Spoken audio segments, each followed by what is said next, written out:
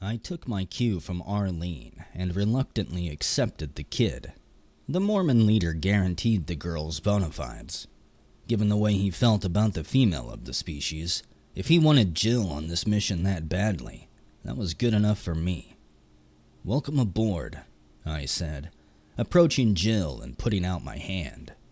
I didn't expect anything, but she surprised me by shaking hands and smiling. Smart kid. She knew when she'd won a victory. "Thanks." Jill sized each of us up, letting her glance stay on me a little longer. Not exactly pleased with the effect, I noticed. I won't let you down," she said to all of us. "How do you know?" asked Albert, but he wasn't being belligerent about it. "Yeah," said Jill, not losing a beat. "they talk that way around here. I won't get anyone killed on purpose." Arlene bent down and patted Jill on the head. The girl didn't pull away, but acted surprised. Affection was something new in her experience. I hope she lived long enough to experience a lot more of it. But I didn't kid myself. Once we entered Los Angeles, the mission was everything, and we were all expendable. It had been that way since the first monster came through the gate on Phobos. "Come on," said Arlene, taking Jill by the hand. "Your training starts now." Jerry had stayed with us after the boss sauntered off. "There might not be time for that," he said. He didn't say it as if he liked it. So far, the only person I'd met who impressed me as something of a jerk was the leader, and even he was no fool. Arlene kept her voice even and calm. "We'll make time," she said. "Training is not a luxury." Looking at the man's face, I could see that he didn't like arguing with facts. He shrugged and didn't say another word. "How about it, Albert?" I asked the other members of our team. "What kind of time do we have?" "Plenty," he said. "I've seen Jill shoot. She'll do fine." "Do I get a gun of my own?" asked Jill. "Does she?" Arlene asked Albert. "Sure as shootin'," he said, letting a moment pass before we responded to his wordplay. He enjoyed the double take. We went to an above-ground arsenal. Seeing what they kept up top made me more anxious to see behind those doors downstairs. As it was, they wouldn't notice the absence of Jill's weapon of choice, though it was a little strange seeing the 14-year-old holding an AR-19 like she was used to it. Jill noticed my expression. "We need all the firepower we can get," she said. "You're right. Let's see what you can do with it." And thank God she didn't have her heart set on an AK-47. The kick would knock her on her butt. At least the AR-19 was a small enough caliber. There were plenty of places to shoot. We went to a makeshift range where someone had gotten hold of old monster movie posters. Jill chose one already pretty badly shot up, a horns and tail demon from an old British movie. It looked a lot like a Hell Prince. One of the horns was shot out, but the other was still intact. "I'll take the bone on his head," she announced. She missed with the first burst, pulling up and to the right, but she nearly shredded the target anyway.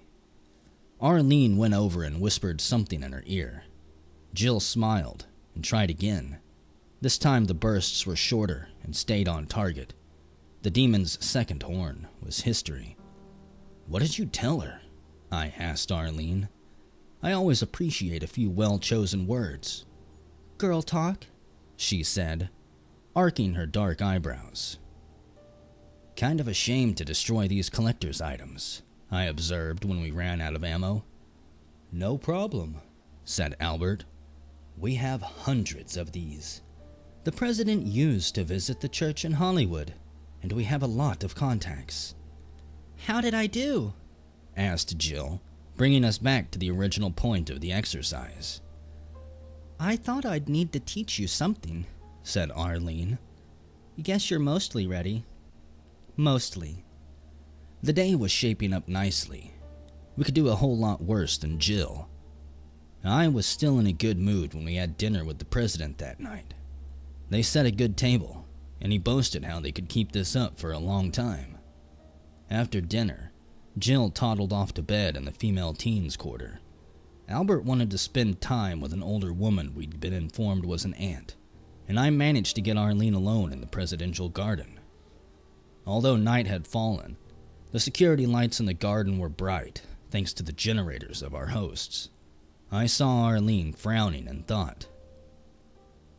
Albert may have an extra mission, she said, scouting out new converts for the church.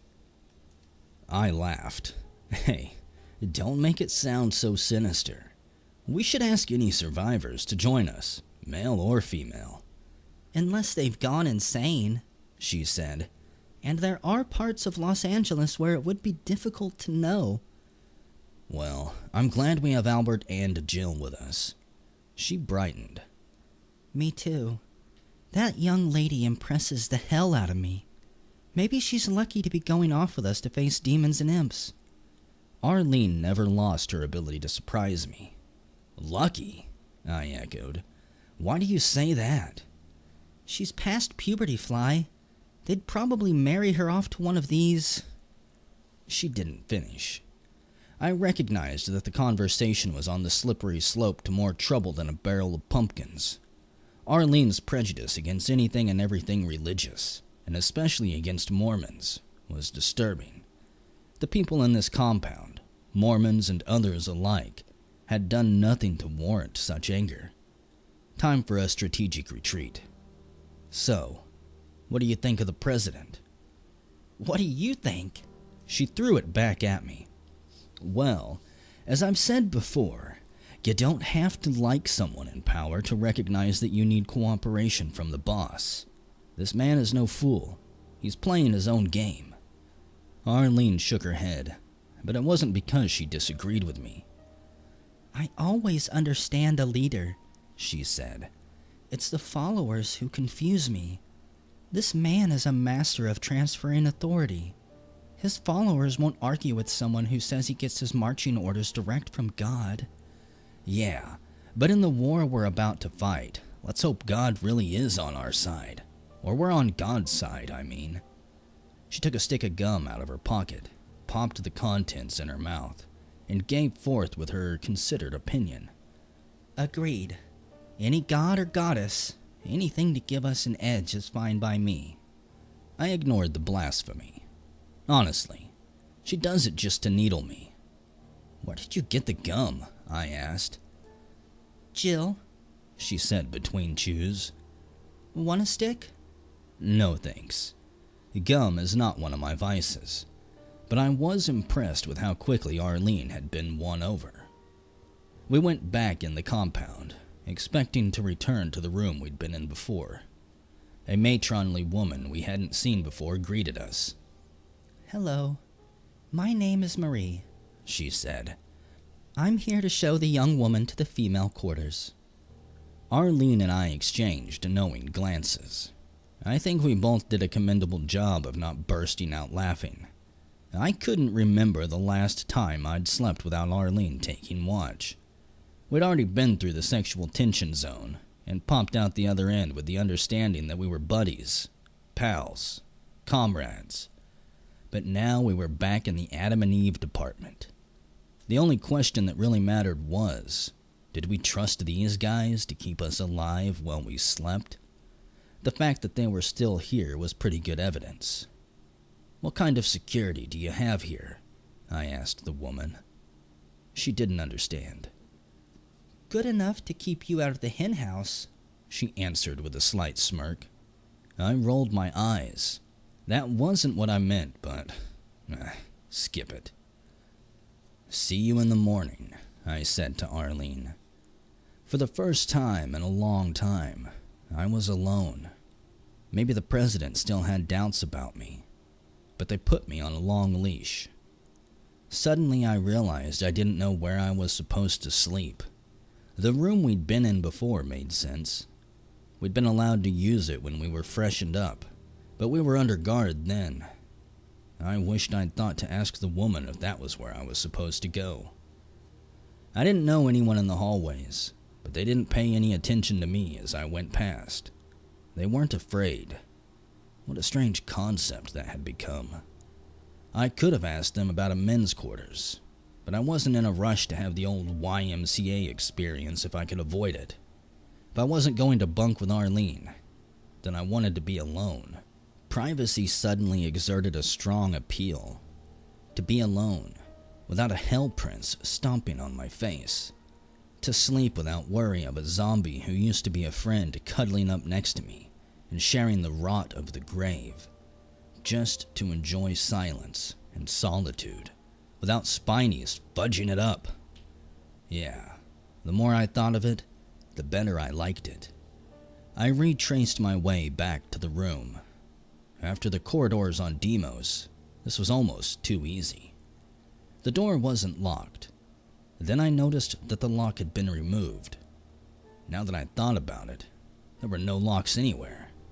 But the room was empty, gloriously empty, and that was good enough. I went in, closed the door, flipped on the light. There was a miracle. The light came on. No conservation or blackout measures in this small, windowless room, which meant I could do something more important than sleeping. The book was where I'd left it. Normally, the Book of Mormon would not be my first choice of reading material. The sisters would not approve. Under the circumstances, I was grateful to have it. I started at the beginning, with the testimonies of the witnesses and the testimony of the prophet Joseph Smith. This told the story of the finding of the gold plates with the holy book written thereon. Reminded me of the old joke about the founding of the Unitarian Church. A prophet found gold plates on which was written, absolutely nothing. As I read, I remembered an old Hollywood movie about Joseph Smith and Brigham Young, founders of the Church of Jesus Christ of the Latter-day Saints. Hollywood, where we would be going. Hollywood was in the hands of the monsters.